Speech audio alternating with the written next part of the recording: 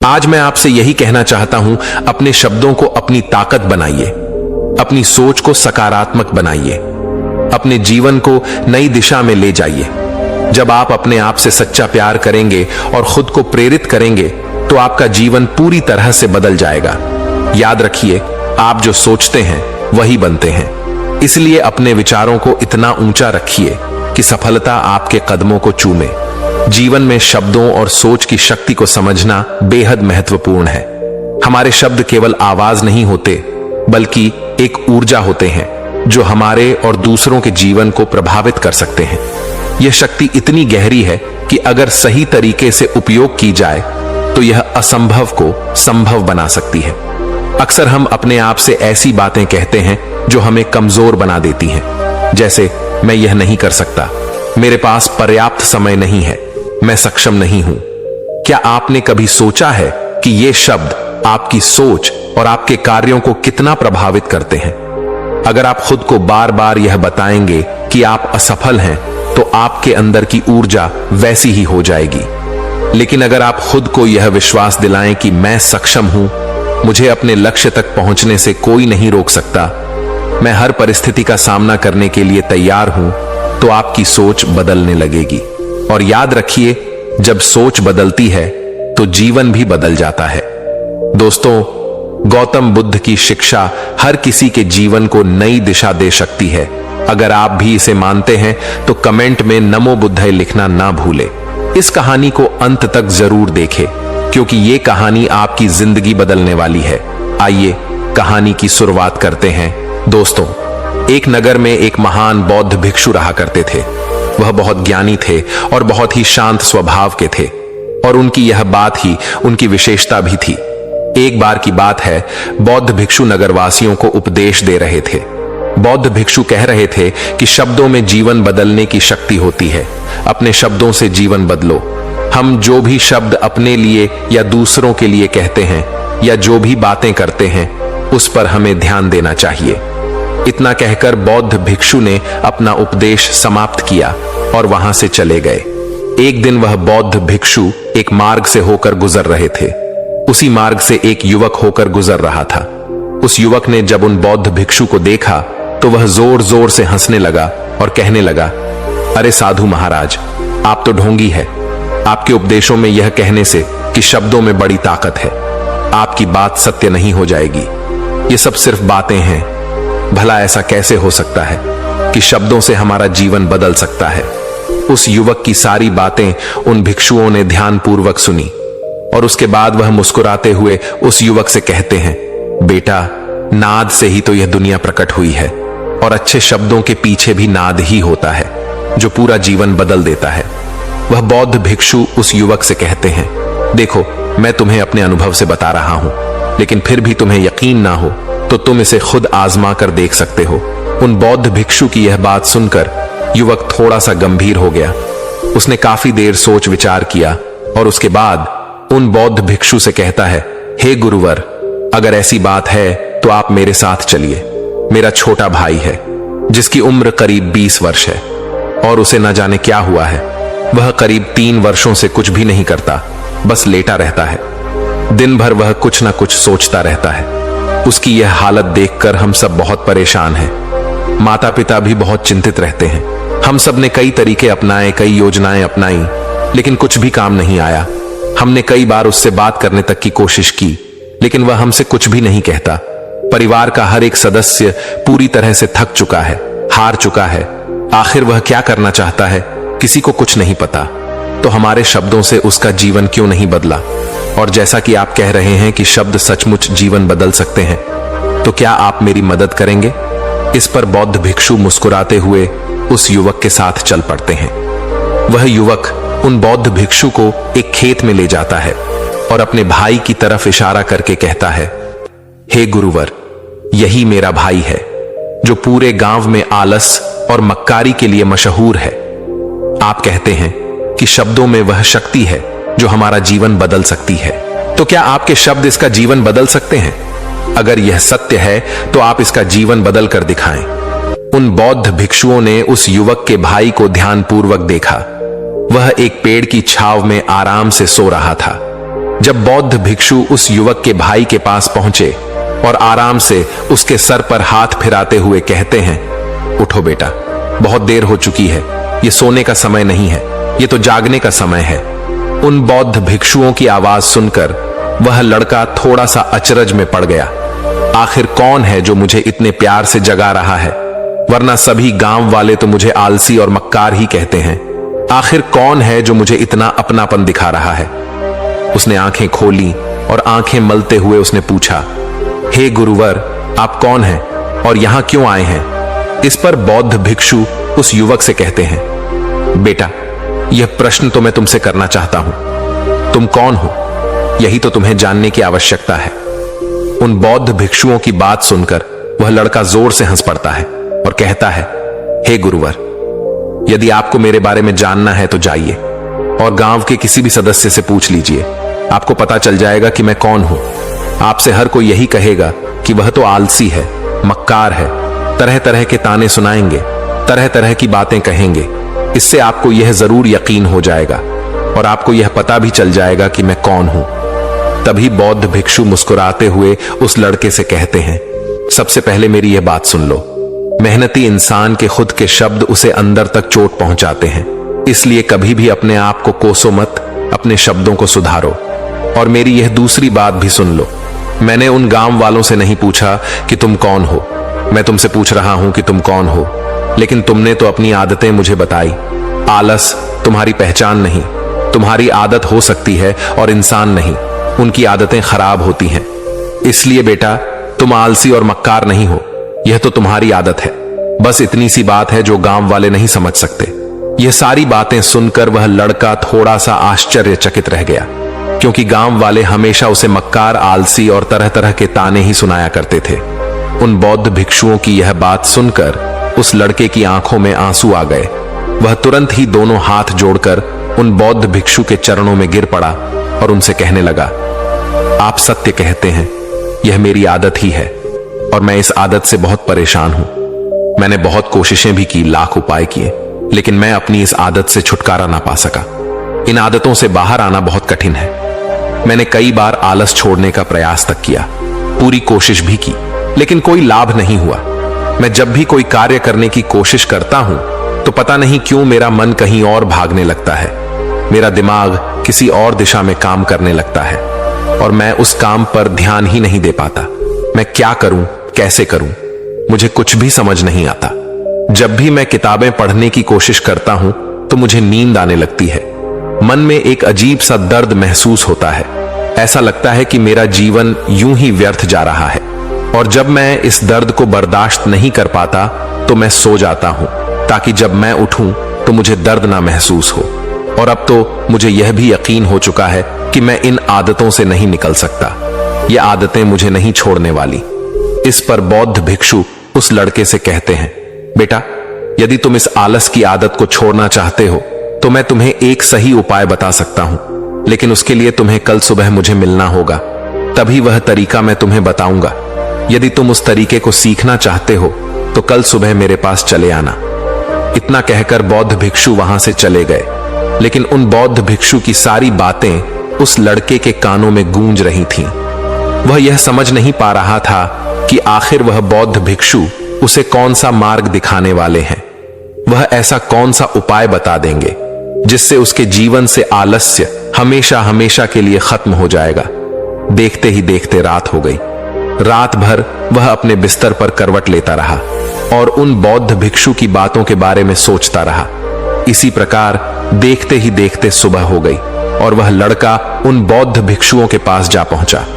वह लड़का उन बौद्ध भिक्षु को प्रणाम करता है और कहता है, गुरुवर, जैसा कि आपने कहा था, लीजिए मैं आ गया। अब मुझे वह मार्ग बता दीजिए जिसे मैं अपने जीवन से इस आलस्य को निकाल सकता हूं। तभी बौद्ध भिक्षु उस लड़के से कहते हैं, बेटा, जब भी तुम्हारा मन दुविधा में हो, तुम निर्णय ना ले पा रहे हो और तुम्हारे मन में तरह तरह के प्रश्न उठ रहे हो कि मैं क्या करूं, कैसे करूं, इसका कार्य को पूर्ण कैसे करूं, यह सब कैसे होगा, तब तुम वास्तविकता में अपने अतीत से सोच रहे हो कि पिछली बार तुम्हारे ऐसा करने पर क्या हुआ या अतीत में तुमसे लोगों ने क्या कहा था। तो आज से कभी भी अपने अतीत से नहीं, बल्कि भविष्य से सोचो। इस पर लड़का कहता है, भविष्य से वह भला कैसे? तभी बौद्ध भिक्षु उस लड़के से कहते हैं, मान लो कि तुम्हें आज किसी भी चीज की कमी नहीं है। तुम्हारे पास वह हर चीज है जो तुम चाहते हो, वह सारी सुख सुविधाएं हैं। तो अब बताओ तुम अपना जीवन कैसे व्यतीत करना चाहोगे? उन बौद्ध भिक्षु की यह बात सुनकर वह लड़का कुछ देर के लिए सोच में पड़ गया, क्योंकि आज तक उसने सभी गांव वालों के केवल ताने ही सुने थे। किसी ने भी आज तक उसके जीवन के बारे में उससे ऐसी बात नहीं की थी, और वह गुरुवर उसे आने वाले भविष्य के बारे में उससे बातें कर रहे थे। उन बौद्ध भिक्षु की यह बात सुनकर वह लड़का खुद से प्रश्न करने लग गया कि अगर मेरे पास सब कुछ होगा, धन की कोई कमी नहीं होगी और सारी सुख सुविधाएं होंगी, तो मैं अपना जीवन कैसे व्यतीत करूंगा? कुछ देर सोच विचार करने के बाद वह उन बौद्ध भिक्षु से कहता है, गुरुवर, मैं यह दुनिया घूमना चाहूंगा, पहाड़ों पर चढ़ना चाहूंगा, समुद्र की रेत पर चलना चाहूंगा और मैं एक बहुत बड़ा व्यापारी बनना चाहूंगा। तभी अचानक उस लड़के का ध्यान टूट गया और वह उन बौद्ध भिक्षु से कहता है, परंतु हे गुरुवर, यह सब कैसे संभव होगा? केवल मेरी मात्र सोच लेने से तो यह सब पूरा नहीं होने वाला। उसके ऐसा कहते ही उसके अतीत में बीती हुई सारी घटनाएं उसकी आंखों के सामने से गुजरने लगीं और वह एक बार फिर से निराश होने लगा। और अब वह यह सोचने लगा कि मेरे पास तो पैसे ही नहीं है, तो मैं भला व्यापार कैसे कर सकता हूं? ना ही मेरे पास व्यापार का कोई अनुभव है। ऐसी स्थिति में मैं भला यहां से कैसे निकल सकता हूं? उस लड़के के इस प्रश्न का जवाब देते हुए वह बौद्ध भिक्षु उस लड़के से कहते हैं, बेटे, हर रात में सोने से पहले तुम हर दिन अपना लक्ष्य एक कागज पर लिखो और सुबह उठकर सबसे पहले उस लक्ष्य को देखो और सोचो कि उस लक्ष्य को पाने के लिए तुम आज क्या कर सकते हो, और जो भी तुमने उस कागज पर लिखा होगा उस कार्य को उसी दिन पूरा करने की हर मुमकिन कोशिश करो। इस पर वह लड़का कहता है, ठीक है, आप सच कह रहे हैं, लेकिन जब मैं बहुत सोचने लगता हूं तो मेरा मन बेचैन होने लगता है और मन में तरह तरह के विचार उठने लगते हैं, और इन विचारों को शांत करने के लिए मैं सो जाता हूं ताकि वह विचार मुझे परेशान न करे। उस लड़के की समस्या का समाधान करते हुए वह बौद्ध भिक्षु उस लड़के से कहते हैं, बेटा, अंतर्मन की चाल को पकड़ो और शब्दों की मदद से नया भविष्य बनाओ। तभी लड़का कहता है, हे गुरुवर, आप क्या कहना चाहते हैं? मैं आपकी बात समझ नहीं पा रहा। इस पर बौद्ध भिक्षु मुस्कुराते हुए कहते हैं, बेटा, कैसे होगा? यह जो सवाल है, यह सवाल नहीं, बल्कि एक डर है जो तुम्हारे अंतर्मन में बैठा हुआ है, जो तुम्हें अगला कदम लेने से रोक रहा है, तुम्हें कदम आगे बढ़ाने से रोक रहा है। यदि तुम वास्तविकता देखो तो किसी को भी नहीं पता होता कि वह कार्य कैसे होगा, लेकिन एक इंसान जब दृढ़ निश्चय कर लेता है तो वह अपने उद्देश्य को सामने रखकर लगातार प्रयास करता रहता है और वह अपनी सफलता प्राप्त कर ही लेता।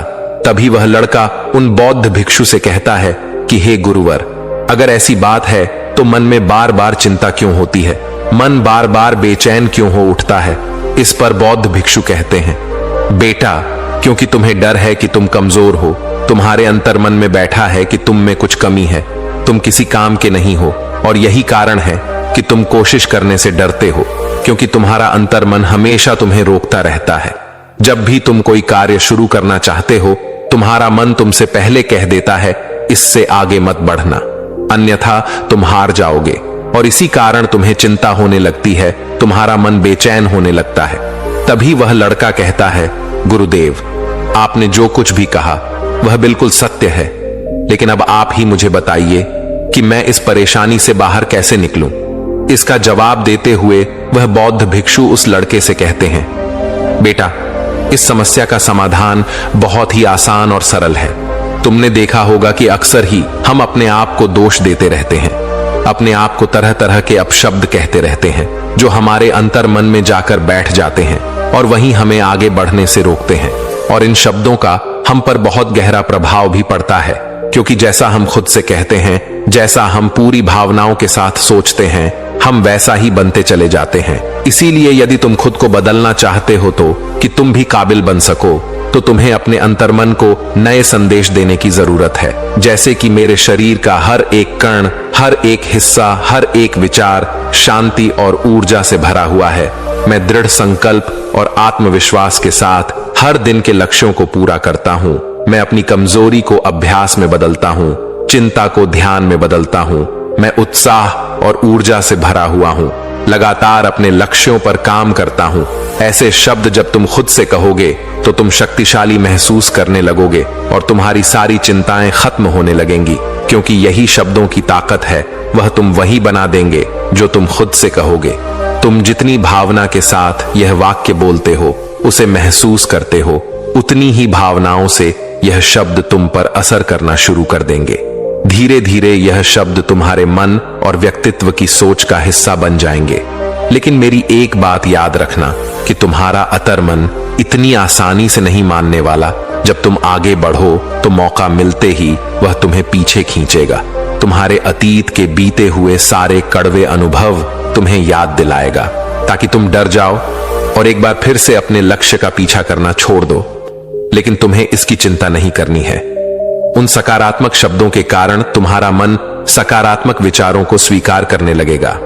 आगे वह बौद्ध भिक्षु उस लड़के को चेतावनी देते हुए कहते हैं, मेरी एक बात और याद रखना कि तुम्हारा ध्यान आलस्य पर नहीं होना चाहिए। अर्थात तुम्हें कभी आलस्य नहीं मिटाना, बल्कि तुम्हें एक नए भविष्य का निर्माण करना है, एक नए व्यक्तित्व का निर्माण करना है। तुम्हारा पूरा ध्यान केवल इस पर ही होना चाहिए। उन बौद्ध भिक्षुओं की बात सुनकर लड़का कहता है, ठीक है गुरुवर, आप जैसा कहते हैं मैं वैसा ही करूंगा।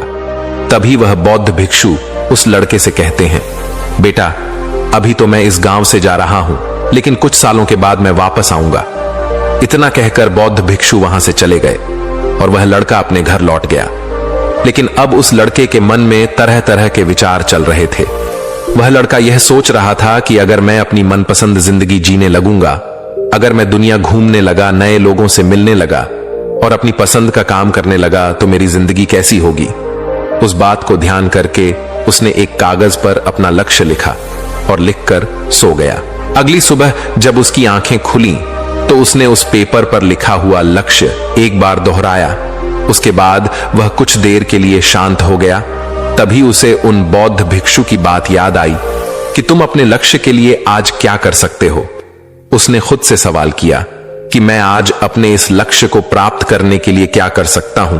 तभी उसे एक बार फिर से उस पेपर की तरफ ध्यान दिया। उस पेपर पर लिखा था कि मैं बाजार जाता हूं और लोग व्यापार करने की कौन सी चीजें, कौन से सामान लेकर आते हैं।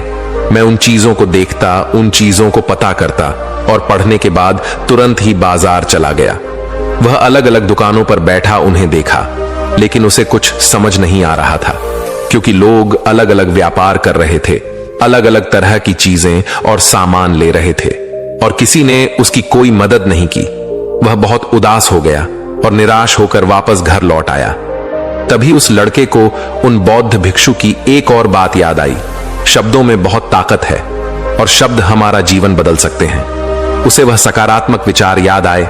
वह उन्हें सुबह शाम दोहराने लगा और अब से वह हर दिन ऐसा ही करता। देखते ही देखते 1 महीना बीत चुका था, लेकिन अब तक उसके जीवन में कोई बदलाव नहीं आया था। अब वह लड़का यह सोचकर निराश होने लगा था कि उसके जीवन में तो कुछ भी परिवर्तन नहीं हो रहा। लेकिन 1 महीने के बाद उसे महसूस हो रहा था कि वह पहले से अच्छा महसूस कर रहा है। उसका दिमाग अब अच्छी तरह से सोच पा रहा है। वह पहले से ज्यादा चलने फिरने लगा है। धीरे धीरे उसे समझ में आने लगा कि जो लोग आगे बढ़ते हैं, महान काम करते हैं, उनकी सोच में कितना अंतर होता है। वे लोग हमेशा शक्तिशाली विचार सोचते हैं। दूसरों की छोटी सोच और डर से वह कभी प्रभावित नहीं होते। जब भी उनके सामने कोई मुश्किल आन पड़ती तो वह घबराते नहीं, बल्कि उस समस्या का समाधान निकालते हैं। इस समस्या के समाधान पर ध्यान केंद्रित करते हैं और ना ही वह कभी किसी का इंतजार करते हैं। वह केवल खुद पर विश्वास करते हैं और तुरंत ही कदम आगे बढ़ाते हैं। जब उस लड़के को यह सारी बातें समझ में आने लगी तो उसने भी धीरे धीरे अपने कदम आगे बढ़ाने शुरू किए। उसने बिल्कुल वैसा ही व्यवहार करना शुरू किया। अब से वह कभी खाली नहीं बैठता था। जब भी उसका काम मन करता वह बाजार जाता और लोगों के बारे में जानता समझता कि वह किस प्रकार व्यापार कर रहे, कौन से चीजें खरीद रहे हैं और किन चीजों पर उन्हें लाभ हो रहा है और जब उसका मन करता तो अपने पिता की मदद भी करता था। वह अपने पिता के साथ मंडी में जाता, वहां पर जाकर मोल भाव करता, हमेशा कुछ ना कुछ सीखने में ही जुटा रहता है। तभी एक दिन गांव में एक मसाले का व्यापारी आया। उसे कुछ पढ़े लिखे नौजवान की जरूरत थी जो माल की गिनती कर सके और हिसाब रखने का काम कर सके। वह लड़का अपने लक्ष्य को जानता था कि उसे क्या पाना है। उसे समझ में आ गया था कि इस काम से उसे बहुत कुछ सीखने को मिलेगा। बेहिचक उस सेठ के पास पहुंच गया। वह जानता था कि उसे उस काम के बहुत कम पैसे मिलेंगे, लेकिन फिर भी वह उस काम को करने के लिए तैयार था। अब उस लड़के की सोच पूरी तरह से बदल चुकी थी। अब वह बाकी लोगों की तरह नहीं सोचता था, बहुत ईमानदार और समझदारी से काम करता था। देखते ही देखते करीब 3 महीने बीत गए और अब व्यापारी यह समझ चुका था कि नौजवान बहुत ही समझदार है और वह उसे व्यापार में बहुत मदद करता है। इसलिए उस मसाले के व्यापारी ने उस लड़के को अपना सहायक बना लिया। उस व्यापारी ने देखा कि इस लड़के की दिनचर्या सबसे अलग है। यह हर दिन पढ़ता है, लिखता है, सुबह उठकर ध्यान करता है, नई चीजें सीखता है, परेशानी आई तो भी विचलित नहीं होता। यह सबसे सम्मान से बात करता है, सबका आदर करता है। देखते ही देखते 1 साल बीत चुके थे और अब तो व्यापारी उस नौजवान से बहुत खुश था। उसने धीरे धीरे उस नौजवान को व्यापार के सारे गुण सिखा दिए और देखते ही देखते वह लड़का अब एक छोटा सा व्यापारी बन चुका था। और जब उस लड़के के अंदर व्यापार की समझ आ गई तो उसने जड़ी बूटियों का व्यापार शुरू कर दिया और देखते ही देखते केवल कुछ ही वर्षों में उस नगर का सबसे बड़ा व्यापारी बन गया। लोग उसे सबसे बड़े व्यापारी के नाम से जानने लगे। उसका नाम दूर दूर तक फैलने लगा। करीब 5 वर्षों बाद जब वह वापस अपने घर लौटा तो लोग बहुत हैरान थे उसे देखकर। लोग बहुत अचंभित थे। उसके सारे जानने वालों ने उस लड़के से पूछा, तुम इतना कैसे बदल गए? तब उसने कहा, उन गुरु ने सच ही कहा था, शब्दों से हम जीवन बदल सकते हैं। दोस्तों, इस कहानी से हमें यह सीखने को मिलता है, हमारे शब्दों और विचारों में अद्भुत शक्ति होती है। नकारात्मक सोच और शब्द हमें कमजोर बनाते हैं, जबकि सकारात्मक सोच और आत्मविश्वास हमारे जीवन को सफलता और शांति की ओर ले जाते हैं। इसलिए हमेशा सोच समझकर शब्दों का चयन करें और अपने विचारों को सकारात्मक रखें। दोस्तों, उम्मीद है कि आपने आज की इस वीडियो से जरूर कुछ ना कुछ सीखा होगा। तो इस वीडियो को लाइक और अपने दोस्तों के साथ शेयर करना ना भूलें। हमें ऐसे ही सपोर्ट करने के लिए चैनल को सब्सक्राइब और घंटी बटन को जरूर दबा दें। तो चलिए मिलते हैं एक और वीडियो में। तब तक के लिए अपना ख्याल रखें। धन्यवाद।